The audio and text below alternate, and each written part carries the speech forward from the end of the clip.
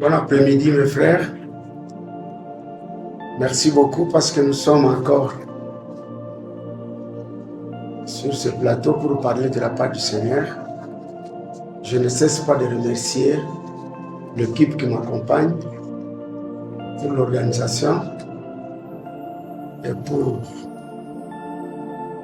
l'image et le son. Je remercie aussi le pasteur, apôtre Banze, qui est l'administrateur du groupe Maranatha. Voilà, nous sommes encore au rendez-vous de notre émission. Je n'ai pas peur de l'évangile. Et cette fois ici, nous allons commencer. Ensemble, nous commençons avec la lecture. Nous allons lire les actes des apôtres. Ou soit nous commençons d'abord avec Luc. Bon, nous commençons avec Actes des apôtres. Je lis Actes des apôtres, chapitre 2, le verset 1er. La Bible nous dit ceci. Les jours de la Pentecôte, ils étaient tous ensemble dans le même lieu. Tout à coup, il vint du ciel un bruit comme celui d'un vent impétueux. Et il remplit toute la maison où ils étaient assis. Les langues semblables à des langues de feu leur apparurent, séparées les unes des autres, et se posèrent sur chacun d'eux. Le deuxième verset que nous allons lire, nous sommes dans l'Évangile selon Luc, au chapitre 4. Nous lisons le verset 18, ça va être 18, oui, le verset 18. On peut commencer la lecture. L'Esprit du Seigneur est sur moi, parce qu'il m'a oint pour annoncer une bonne nouvelle aux pauvres. Il m'a envoyé pour délivrer ceux qui ont le cœur brisé et aux aveugles le recouvrement de la vue. Ensuite, il roula le livre et le remit au serviteur et s'assit. Tous ceux qui se trouvaient dans la synagogue avaient le regard fixé sur lui. Voilà. Vous avez suivi le message. Nous allons donner presque la conclusion de notre enseignement de la Pentecôte qu'on a animé pendant 2 semaines passées. Et ici, les sous-thèmes comme petite conclusion, j'aimerais qu'on puisse parler sur chacun de nous. Nous avons tiré un sujet dans ces 2 livres. Et ce sujet s'intitule comme recevoir son esprit propre venant du ciel. Recevoir ton esprit propre, mais venant du ciel. Alors ici, le premier livre que nous lisons, nous avons vu que le disciple était dans la chambre haute. C'était juste avant l'ascension de Jésus et après l'ascension de Jésus-Christ. Selon la recommandation qu'ils avaient eue. Il fallait qu'ils ne puissent pas sortir, mais qu'ils attendent la promesse que le Père avait promis de donner aux disciples. Et le deuxième livre que nous lisons, nous avons lu, il s'agit de Jésus-Christ lui-même, l'envoyé. Il a dit, l'Esprit du Seigneur est sur moi, car il m'a oint. Si nous nous arrêtons par là, car il m'a oint. Alors, nécessairement, même dans nos ministères, on doit chercher à avoir un esprit venant du ciel. Et qui sera ton esprit saint? Nous disons cela parce que Jésus dit, l'esprit de mon Père est sur moi. Et quand nous regardons très bien, Jésus était dans la synagogue, là où il y avait les sacrificateurs et les autres croyants qui étaient dans la synagogue. Mais ici, il dit, tel que Ésaïe, le prophète, avait parlé au chapitre 61. Et c'est ce que Jésus a rappelé ici dans le Nouveau Testament, c'est en Luc, chapitre 4, verset 18. Il dit, l'esprit de mon Père est sur moi, car il m'a oint. Je m'arrête là, car il m'a oint. Donc ce n'était pas tout le monde qui était oint ces jours-là, comme Jésus a été oint, a été envoyé. Donc nous devons recevoir chacun un esprit. Même quand nous voulons partir dans le ministère, c'est ton esprit que le Seigneur va te donner. Il va te oindre pour un but bien précis. Et même si vous êtes nombreux, vous recevez l'esprit du Seigneur. Mais cet esprit doit être sur chacun. Chacun doit recevoir sa part. Il doit recevoir sa part, mais pas un esprit emprunté. L'esprit que le Seigneur te confie dans ce ministère. Nous pouvons être à 20 ou à 15. L'esprit vient sur nous. Mais si l'esprit est sur nous comme il est descendu dans la chambre haute, mais nous voyons que la Bible dit des langues comme de langues du feu, semblables à des langues du feu, étaient reposées sur eux, au chapitre 3. Reposées sur chacun d'eux. Il est très important que chacun ait son esprit donné par le Seigneur. Malgré la diversité, mais nous avons le même but quand nous recevons le Saint-Esprit. Alors, si vous n'avez pas votre propre esprit, il te sera difficile, mon frère, d'avancer dans le ministère. Il te sera difficile d'avancer dans le ministère. Et si tu as un esprit emprunté, je vais illustrer un peu. Quand Moïse marchait avec les enfants d'Israël, ils n'avaient pas leur esprit. C'est Jésus qui avait, et c'est Moïse qui avait l'esprit. Et quand Dieu avait demandé à Moïse, tu vas choisir 70 anciens d'Israël parmi le peuple, alors je prendrai l'esprit qui est en toi et je les donnerai. Donc les Israélites travaillaient avec l'esprit de Moïse. Et quand nous rentrons, Jésus-Christ, quand il était avec ses disciples, il a dit bien, l'esprit de mon Père est sur moi. Et quand il est allé recruter les disciples qui ont travaillé avec lui, les disciples n'avaient pas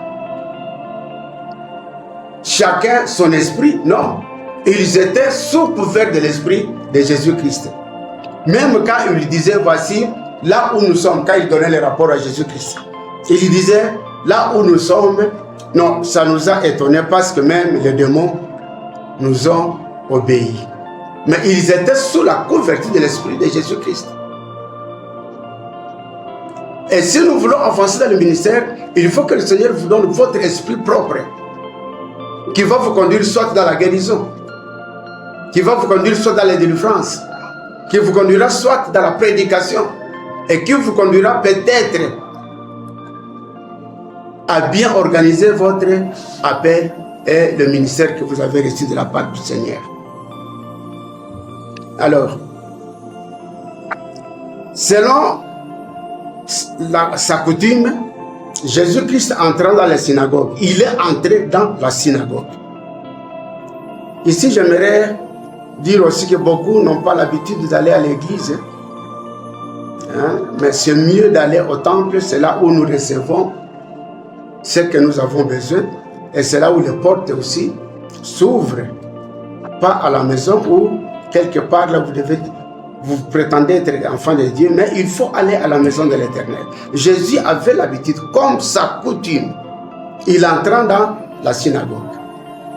Et dans la synagogue, là où il est entré, c'est là où on lui a donné, on lui a remis les rouleaux. Il a lu, et quand il a lu, tout le monde s'étonnait, mais cet homme, la façon qu'il lit, ça nous étonne.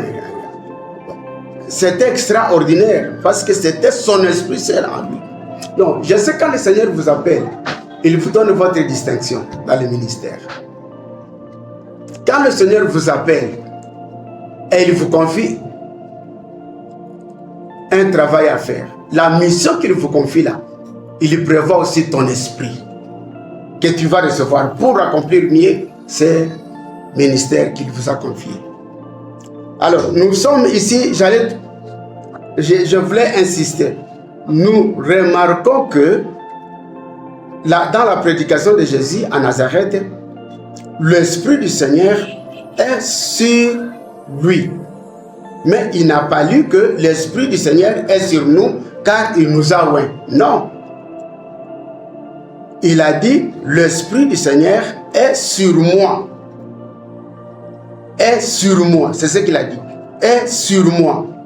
Parce qu'il m'a choisi. Parce qu'il m'a oint. Parce qu'il m'a oint.